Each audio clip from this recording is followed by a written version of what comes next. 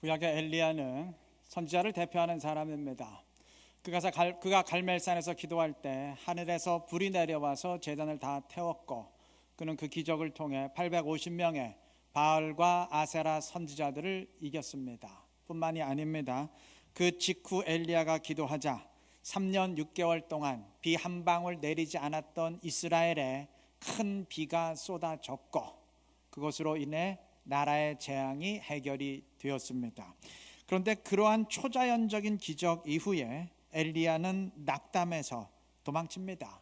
그리고는 하나님께 차라리 나를 죽이십시오 원망합니다. 그 이유는 엄청난 기적이 일어났음에도 불구하고 아무것도 변한 것이 없는 것처럼 보였기 때문입니다.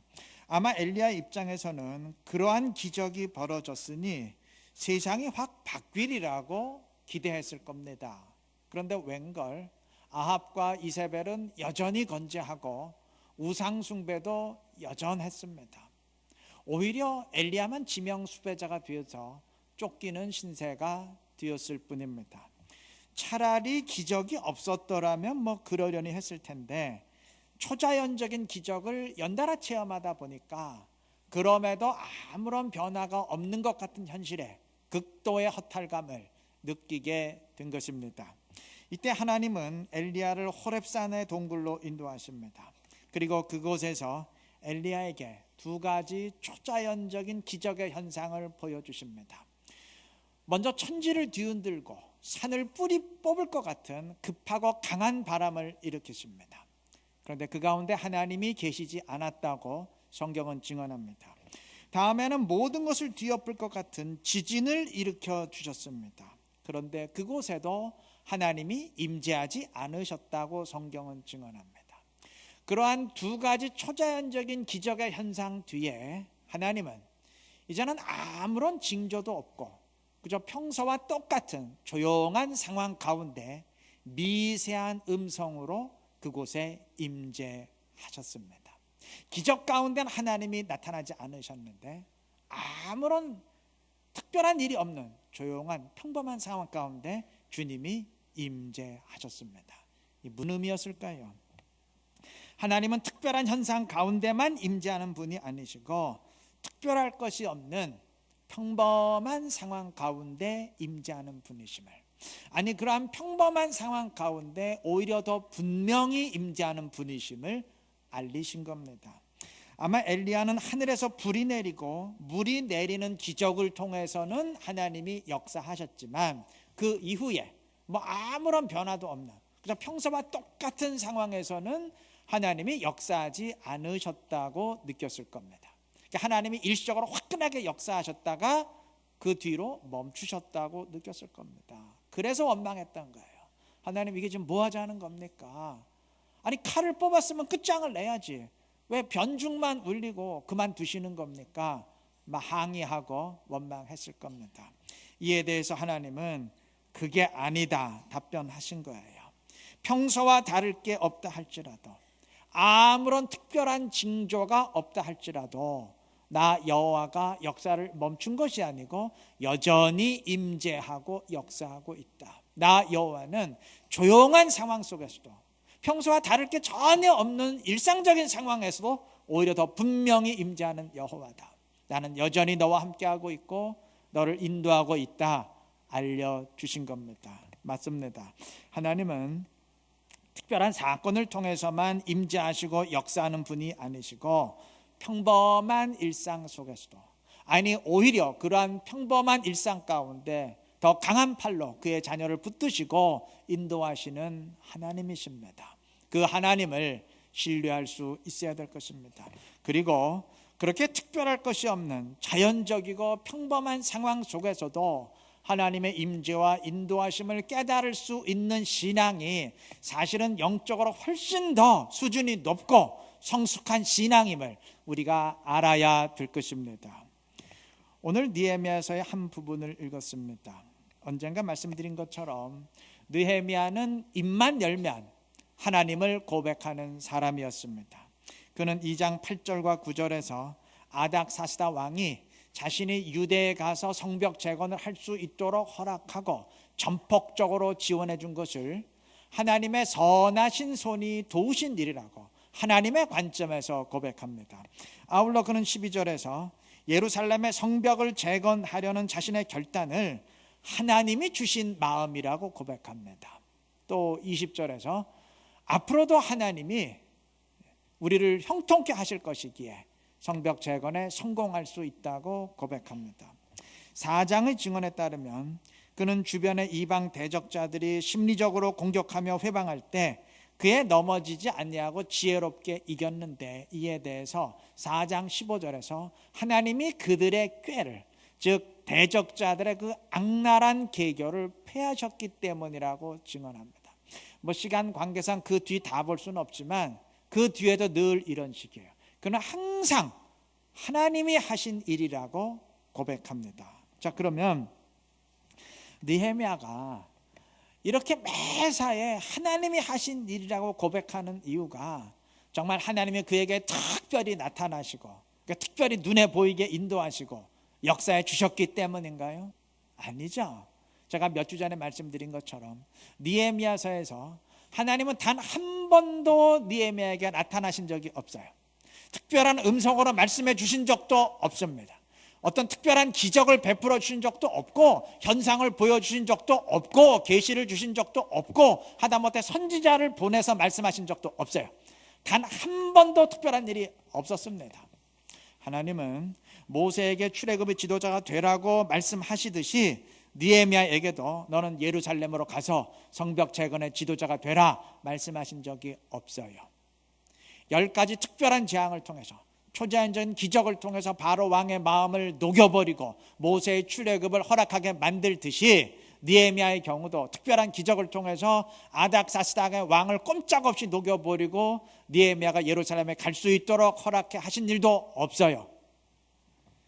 히스기야를 포위했던 아수르 군대를 초자연적인 기적으로 격파해 주듯이 느헤미야를 둘러싼 주변의 이방 대적들을 그 어떤 특별한 현상이나 기적을 통해서 주님의 강권적인 능력으로 격파해 주신 적도 없어요. 느헤미야서 1장 1절부터 마지막 장 마지막 절까지 처음부터 끝까지 순전히 느헤미야의 인간적인 노력, 자연적인 판단, 결단을 통해서만 모든 일이 진행되었을 뿐이에요. 하등 특별한 일이 없었어요. 그럼에도 느헤미야는 그 모든 일들이 하나님이 특별히 개입하시고 행하신 은혜라고 고백합니다. 왜 그랬을까요? 그냥 입에 발린 소리로 립 서비스 한 것인가요? 아니죠.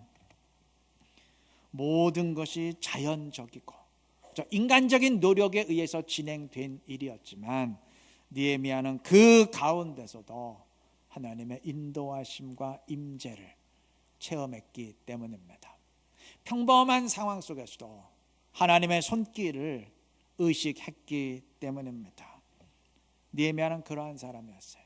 평범한 상황 속에서도 하나님의 은혜를 깨닫는 사람이었습니다. 여러분, 오늘 2018년도의 감사주일입니다.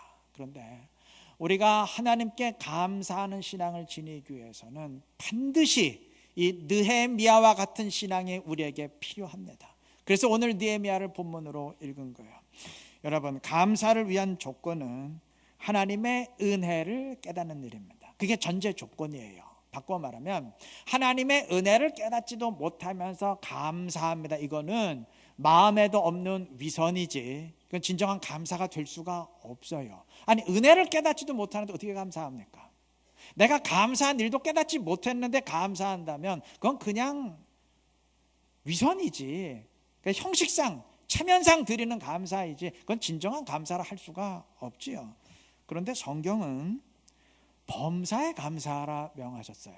모든 일에 항상 감사하라 명하셨습니다. 자, 그러면 감사를 위한 필수적인 전제 조건이 은혜를 깨닫는 일이라면 범사에 감사하라는 말은 바꿔 말하면 무슨 말인가요? 범사에 하나님을 깨닫는, 하나님의 은혜를 깨닫는 신앙을 지니라는 말이죠. 항상 은혜를 발견하라는 말이죠. 자, 그러면 어떤 사람이 항상 하나님의 은혜를 깨달을 수 있을까요? 어떤 사람이 범사의 은혜를 깨달을 수 있을까요? 특별한 기적이나 현상 속에서만 하나님의 인도하심을 깨닫는 사람은 절대 그렇게 할 수가 없습니다. 왜냐하면 특별한 일은 매일 벌어지지 않아요. 항상 벌어지지 않아요. 일상적이지 않아요. 평범하지 않습니다. 만약에 일상적이고 평범하다면 그건 특별한 게 아니죠.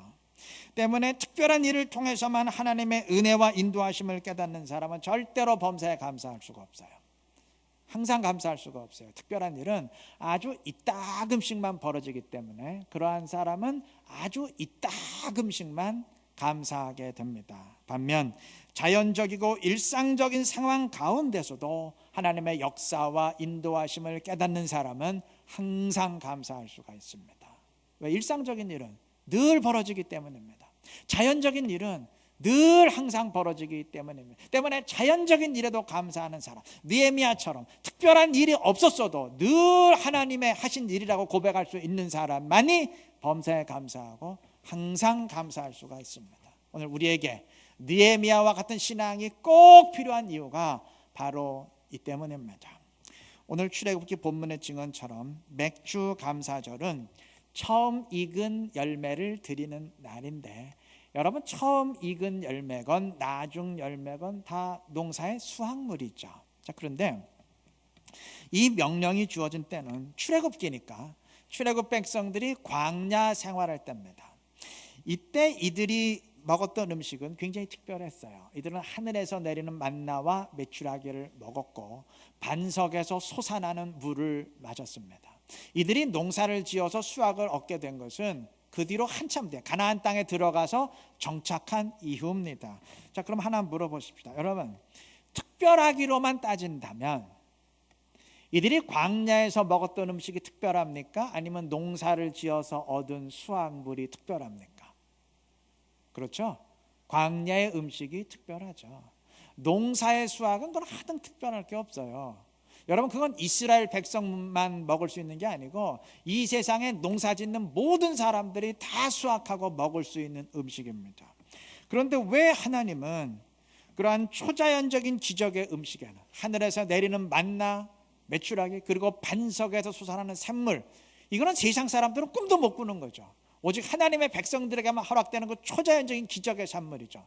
그런데 왜 하나님은 그러한 초자연적인 기적의 산물에 감사하라? 사실 감사하기에는 그게 더 특별하고 감사할 텐데, 그게 더 놀라운데 그것에는 감사하라 말씀하지 아니하시고 세상 사람들 다 얻을 수 있는 그 평범한 농사의 수확에 특별히 감사절을 지키라, 그렇게 명하셨을까요?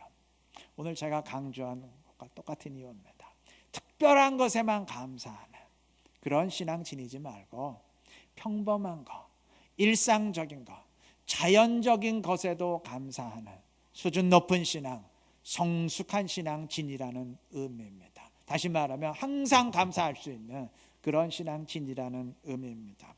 여러분, 하늘에서 내리는 만나를 보면서 그리고 반석에서 솟아나는 그 기적을 체험하면서 하나님의 역사를 깨닫지 못할 사람은 아무도 없어요. 홍해가 갈라지는 기적을 보면서 하나님의 능력을 깨닫지 못할 사람 아무도 없습니다. 죽은 자가 살아난 것 보면서 하나님의 은혜를 깨닫지 못할 사람은 아무도 없어요. 다 깜짝 놀라고 찬양하게 돼 있습니다. 그런데 1년 동안 열심히 땀을 흘리고 농사의 수확을 얻었을 때 얘기가 완전히 달라질 수 있어요. 그건 내가 열심히 일해서 땀을 흘려 노력해서 얻은 결과로 보입니다. 그리고 사실이 그렇지요. 그리고 그거는 하나님의 자녀가 아닌 이방 사람들도, 세상 모든 사람들도, 농사를 짓는 사람들은 다 얻을 수 있는 수확물입니다. 그러니 거기서 특별한 은혜를 깨닫기가 힘들죠. 특별한 것에는 특별한 은혜를 깨달을 수가 있는데 평범한 것에서 특별한 것을 깨닫기는 힘들잖아요. 그렇지 않습니까? 농사의 수확이야 우상을 숭배하는 사람들도 똑같이 얻는 것인데, 심지어 여호와를 대적하면서 여호와가 하나님이 있기는 뭐가 있느냐 조롱하고 비난하는 사람들도 똑같이 얻는 것인데 거기서 특별한 은혜를 깨닫는 게 그게 쉽겠습니까? 어렵죠. 보통 못 깨달아요. 그런데 어떤 사람은 거기에서도 하나님의 특별한 은혜와 역사를 깨닫습니다. 특별할 것이 없는, 세상 누구나 다 할 수 있는 그러한 일상적인 상황에서도 하나님의 은혜를 깨닫습니다. 맥주 감사절을 지키라는 명령은 그러한 성숙한 신앙을 지키라는 의미가 아니겠습니까? 여러분 1년에 교회가 지키는 감사주일이 딱 2번 있죠. 오늘 맥주 감사절과 그리고 가을에 추수 감사절. 근데 맥주건 추수건 사실 농경 시대가 아닌 오늘날 21세기에는 뭐 그렇게 큰 의미를 지니기가 힘들어요. 이 명령이 주어졌던 당시에는 농경 사회였어요. 이때는 농사에 실패하느냐 성공하느냐가 절대적이었습니다. 그러니까 경제가 흔들리는 거였어요. 근데 오늘날은 뭐 농사가 조금 안 됐다 그래서 뭐 그것 때문에 나라가 흔들립니까? 별로 고민하지 않지요. 뭐 농사 안 됐으면 수입해서 먹으면 되는 거지 뭐 큰 의미 없잖아요. 그러다 보니까 뭐 맥주 감사절이니 추수 감사절이 하는 게 별로 우리 마음에 와닿지가 않아요. 예, 와닿지 않을 수 있습니다. 상관없습니다. 그러나 맥주 감사절을 지키라고 주님이 명령하셨던 그 이유가 있어요.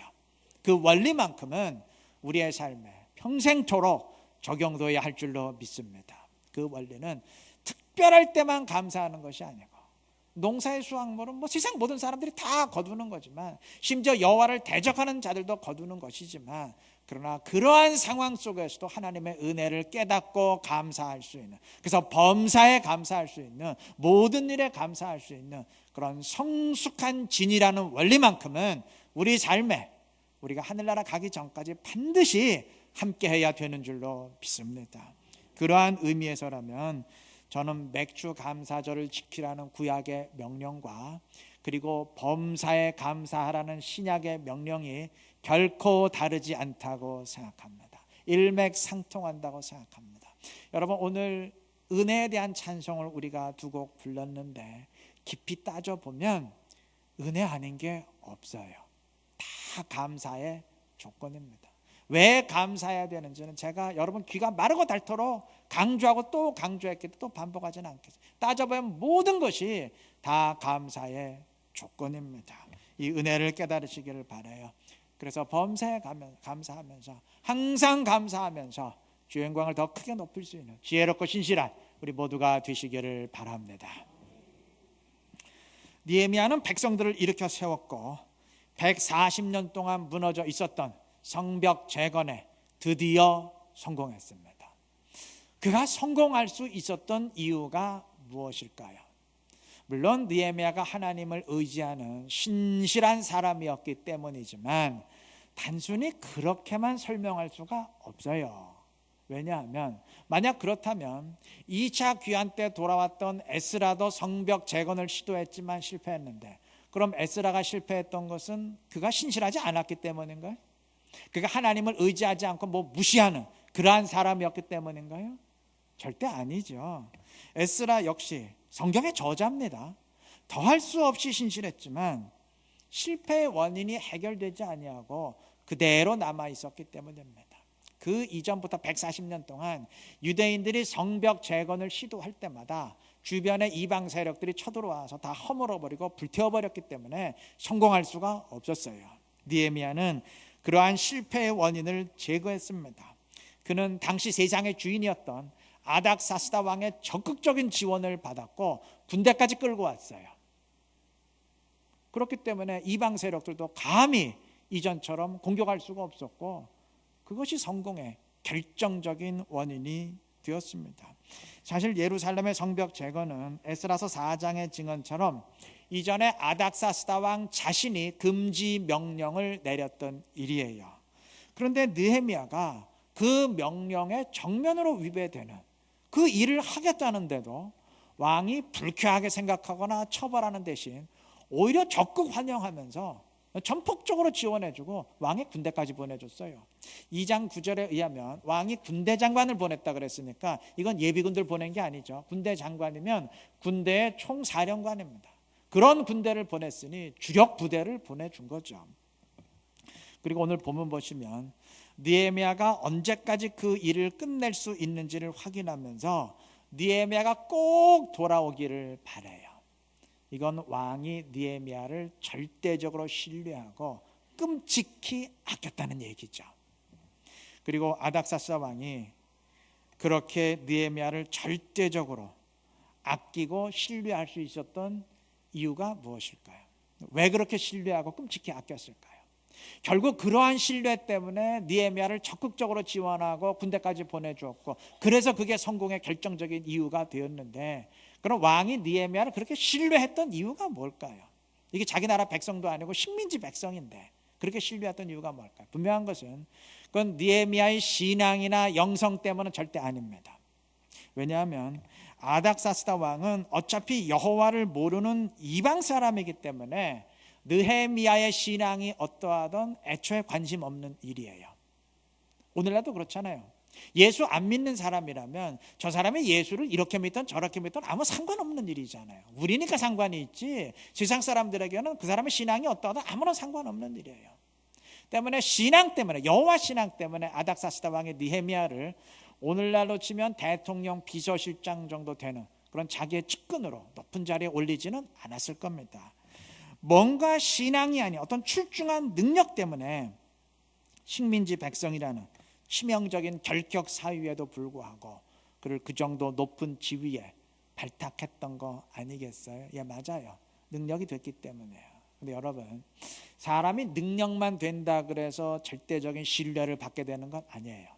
능력 이외에 또 그 무엇이 필요합니다.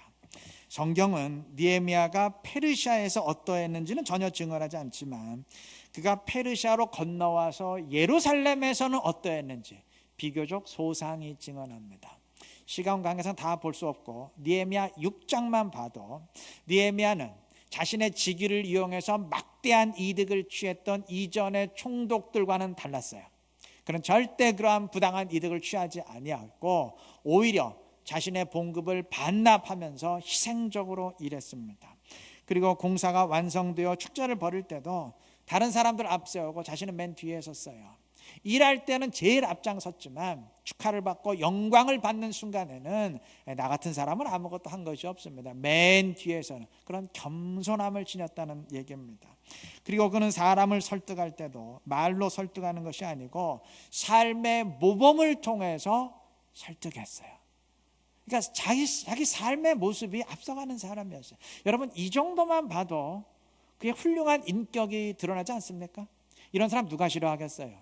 누구든 다 좋아하지 않겠어요? 좋아하는 정도가 아니고 존경하지 않겠습니까? 그리고 성벽 공사 도중 이방 세력들의 어떤 위협과 악랄한 공격이 빗발칠 때 느헤미야는 그것에 현혹당하지 아니하고 오히려 상대방의 공격을 이용해서 공사를 더 빨리 진행하는 지혜를 발휘해요. 그래서 느헤미야서 4장 14절 등에 의하면 주변 대적자들의 공격으로 인해서 백성들이 더 집중적으로 일을 하게 되었다고 증언합니다. 이건 지도자로서 아주 탁월한 지혜죠. 시간상 다 열거하지 못하지만 느헤미야는 이런 사람이었습니다. 인격적인 사람이었고 지혜가 뛰어난 사람이었고 물론 능력도 대단한 사람이었고 도덕적이고 다른 사람을 감동시킬 수 있는 그 삶이 뒷받침되는 사람이었어요. 그가 예루살렘에서 이러했다면 당연히 그 이전 페르시아에서도 그러하지 않겠습니까? 예루살렘에서는 느헤미야가 최고의 지위에 있기 때문에 그 누구도 느헤미야에게 이래라 저래라 간섭할 사람이 없어요. 자기가 최고입니다. 그럼에도 그렇게 신실하고 도덕적이고 인격적이고 그러한 모습을 보였다면 신하로 있던 페르시아에서는 당연히 그와 같은 모습을 보이지 않았겠어요? 예, 맞아요. 예루살렘에서의 느헤미야가 곧 페르시아에서의 느헤미야였고 그의 모습이 이러했기에 왕도 그를 절대적으로 신뢰하고 아꼈던 것이고 그래서 그가 하겠다는 일을 전폭적으로 지원했고 그래서 성벽 공사가 성공할 수 있었던 것입니다. 여러분, 우리 모두 명심해야 됩니다. 성벽 공사는 분명 예루살렘의 회복이라는 하나님의 말씀을 성취하는 하나님의 일이자 영적인 일입니다. 그런데 하나님의 일이라 그래서 반드시 영적 능력으로만 진행되는 게 아니에요. 기도와 신실한 마음으로만 진행되는 것이 아닙니다. 이걸 바꾸어 말하면 기도하고 영적 능력을 지녔다 할지라도 때로는 하나님의 일에 얼마든지 실패할 수 있습니다. 느헤미야의 경우처럼 다른 사람에게 신뢰와 존경을 받는 인격과 지혜와 능력에 의해서 또한 하나님의 일이 진행될 수 있음을 알아야 됩니다. 때로는 세상 사람들이 야, 저 사람 참 훌륭하다 인정해 줄 때 또한 진행될 수 있음을 알아야 됩니다. 느헤미야에서의 증언이 바로 그것이에요. 하나님의 자녀가 물론 하나님도 찾아야 되지만 인격적인 모습도 신뢰감을 줄 만큼 수준이 높아야 되는 이유입니다. 영적인 모습이 물론 있어야 되지만 인격적인 모습 또한 반드시 있어야 되는 이유입니다. 그리고 사실 설명을 위해서 이 둘을 구분했지만, 설명을 위해서 인격적인 모습과 영적인 모습을 구분했지만 사실은 이 둘이 절대 분리된 것이 아니고 하나라는 사실을 우리가 명심해야 될 것입니다.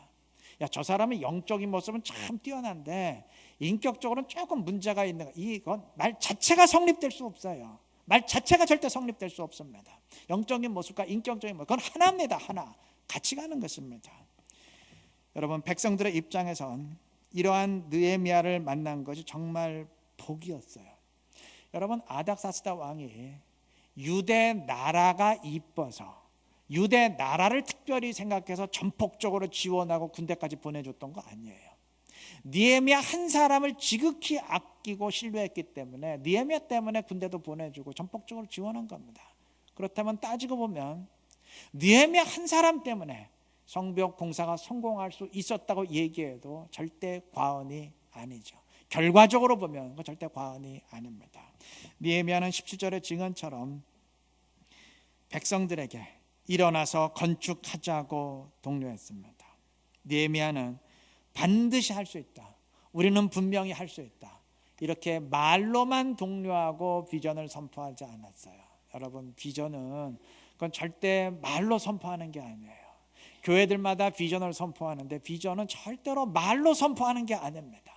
느헤미야는 이전까지 실패했던 원인을 제거해 놓고, 바꿔 말하면 성공할 수 있는 길을 만들어 놓고 선포했어요.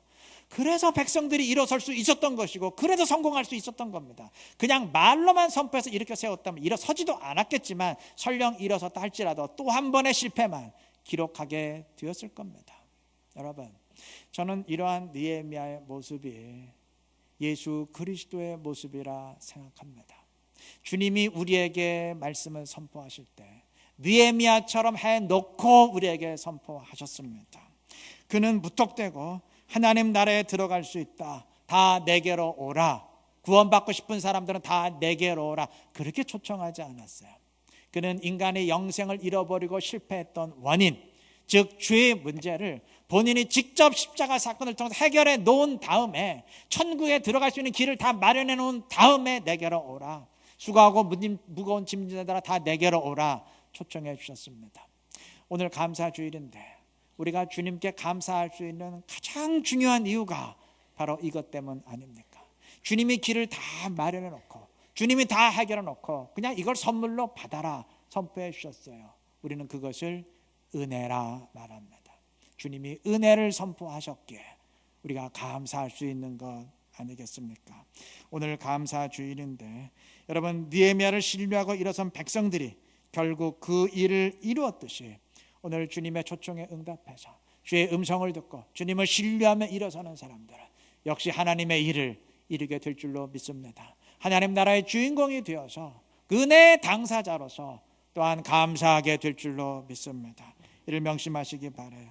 그래, 주님을 신뢰하고 그를 따름으로써 하나님 나라의 주인공으로서 은혜를 체험한 은혜 때문에 감사하고 그 감사로 인해서 더 많은 감사의 조건을 체험할 수 있는 지혜롭고 복된 이런 게 모든 성도님들 되시기를 그리스도의 이름으로 축원합니다.